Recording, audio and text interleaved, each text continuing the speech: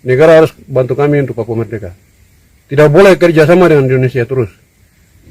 Karena negara semua kerja di Freeport, jadi semua kerjasama dengan Indonesia. Akhirnya Papua setengah mati untuk Papua Merdeka, setengah mati berjuang terus sampai Papua habis.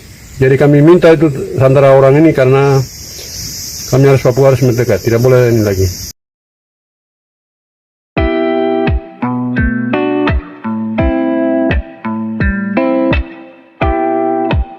Pak Soleman, selama ini kan ada dilema. Kalau kita menyebutnya KKB, kelompok kriminal bersenjata, apakah itu berarti harus pendekatan penegakan hukum yang ditegakkan? Atau kalau kita menyebutnya sebagai kelompok separatis teroris, berarti apakah itu pendekatan yang lebih keras? Militerlah yang harus dikedepankan. Bagaimana menyelesaikan dilema ini, Pak Soleman? Oh tidak. Kalau kita bicara kelompok kriminal bersenjata, ya jelas kriminal penegakan hukum. Kelompok teroris juga penegakan hukum, sama aja dua itu, nggak ada bedanya. Lalu apakah di sana itu kita mau penegakan hukum terus? Padahal kita lihat kelompok di sana itu tidak lagi berkutat di bidang kriminal, tapi mereka sudah bisa masuk dalam klasifikasi kelompok pemberontak bersenjata. Bahasa Inggrisnya itu dissident armed forces. Kalau sudah dissident armed forces, maka lawannya itu adalah government armed forces. Itulah yang diatur di dalam hukum humaniter. Tapi kalau kita sampai sekarang hanya bicara separatis, teroris, KKB, ya forget it, itu hanya penegakan hukum. Nggak akan bisa kita memberantas mereka itu, karena kemampuannya dia sudah perlihatkan, dia sudah menguasai wilayah, dia punya pasukan yang jelas, dia sudah bisa menculik orang. Nah itu ciri-ciri dari apa? Itu ciri-ciri dari dissident armed forces yang diatur oleh hukum humaniter. Lah kita kenapa nggak mau gunakan itu lalu laksanakan operasi militer yang dilaksanakan oleh TNI di wilayah tertentu? Oke. Apakah ini hanya sekedar persoalan penamaan atau memang ada dilema ketika kita nanti dilabeli ada embel-embel ada pelanggaran HAM, Pak Soleman? Akhirnya membuat kita tidak tegas. Justru itu pentingnya penamaan. Kalau dia kriminal dilawan sama militer, ya pasti pelanggaran HAM.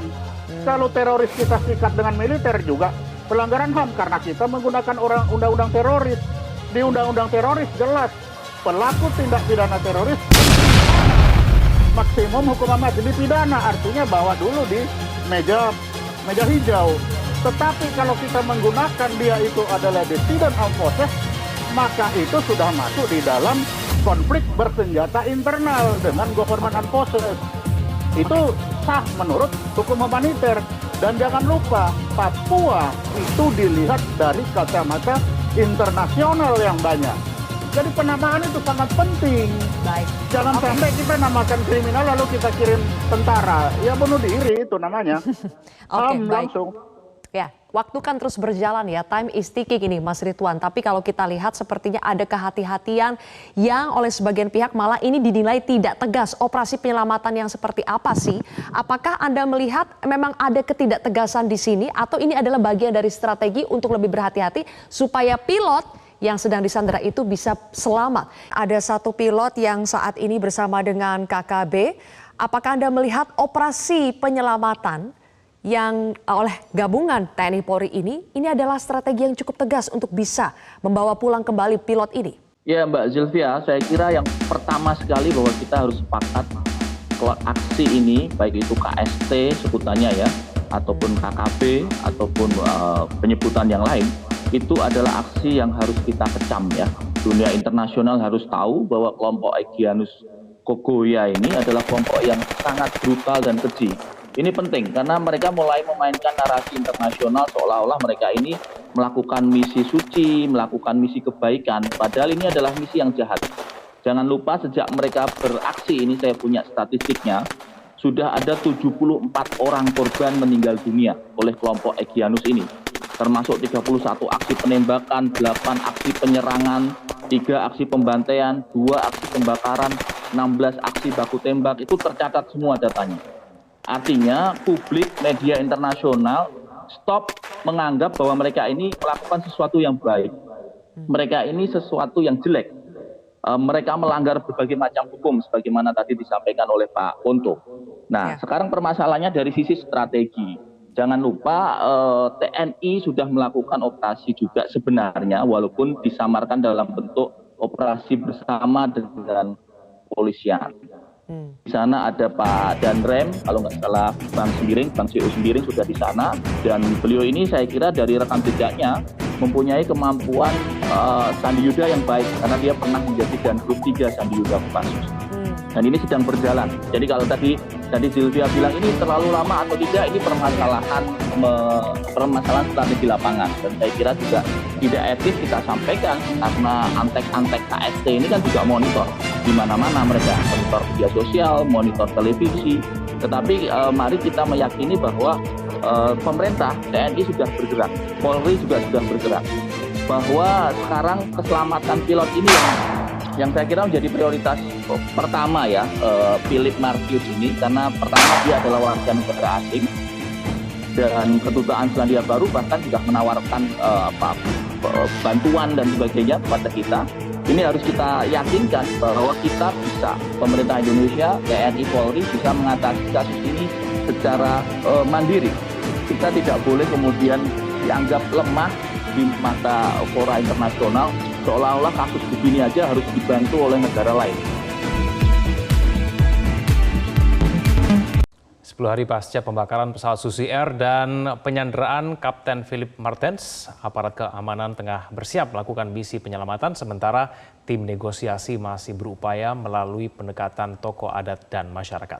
Saat ini kami sudah terhubung dengan Komandan Komando Pelaksana Operasi atau Danko Laks Ops TNI, Brigjen Junta Ombo Sembiring. Selamat sore, Pak Junta. Selamat malam waktu Papua, Mbak. Baik, selamat malam Silvi. waktu Papua. Pak Junta, jadi sejauh ini sudah seperti apa persiapan dan kapan operasi penyelamatan tepatnya bisa dimulai, Pak?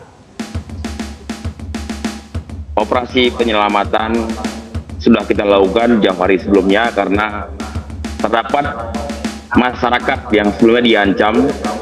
Itu ada pekerja yang sudah kita evakuasi pada hari Rabu tanggal 8 Februari kemarin.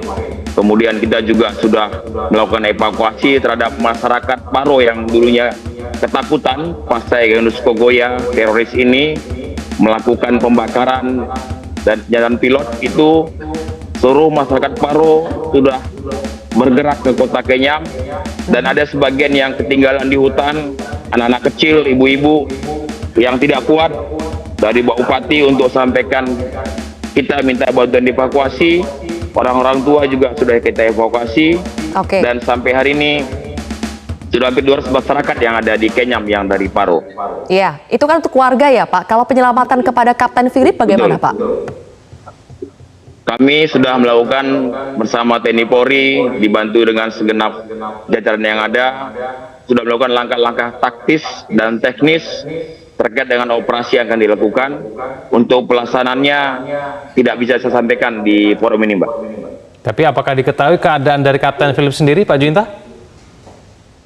Sampai saat ini kan pilot baik, masih sehat. Itu terkonfirmasi lewat mana, Pak? Ya, dari segala resources yang kita punya, Mbak.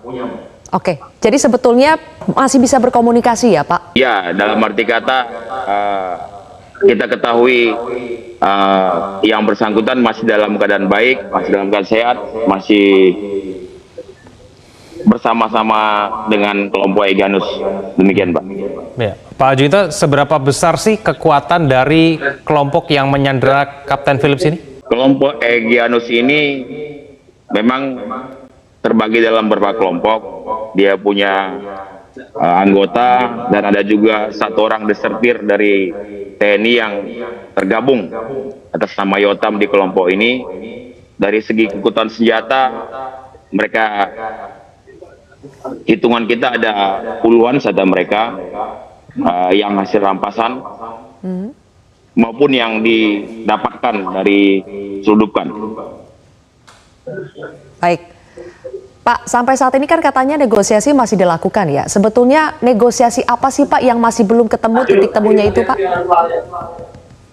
Pada intinya buat saya sendiri Mbak, kami di sini diperintahkan untuk melakukan operasi pencarian dan penyelamatan terhadap pilot yang hilang, dan juga kami terus melakukan evaluasi terkait dengan penegakan hukum yang kita lakukan terhadap teroris ini, karena dia sudah cukup banyak melakukan aksi teror, pembunuhan. Kalau kita hitung yang dibunuh oleh Ganesh ini sudah ada sekitar 40-an orang, baik masyarakat maupun aparat yang ada, termasuk aksi teror, pemerkosaan, penganiayaan yang dilakukan oleh Egyanus Kogoya. Berarti kan sudah banyak korban berjatuhan. Sudah banyak korban berjatuhan, Pak Juwinta. Sebelumnya Menko Polhukam juga bilang tidak ada negosiasi sebetulnya untuk kelompok ini. Jadi pendekatan yang akan kita lakukan apa? Penegakan hukum dengan cara seperti apa persisnya, Pak? Kami akan mencari dan menangkap Egyanus Kogoya serta mengamankan pilot. Itu yang akan kami lakukan. Terkait dengan negosiasi, tentunya semua jajaran yang ada melakukan komunikasi, Mbak. Kami juga di TNI Polri sini telah berkomunikasi dengan tokoh-tokoh agama, tokoh-tokoh masyarakat, seperti yang disampaikan oleh Bapak Pangdam, yang Pemkab menduga juga mereka yang melakukan komunikasi, bukan kami, Mbak. Oke, baik. Terima kasih kalau begitu, Pak Juwinta. Nanti kita akan update kembali bagaimana operasi penyelamatan. Baik, kami doakan yang terbaik. Siap. Terima kasih, Pak Juwinta.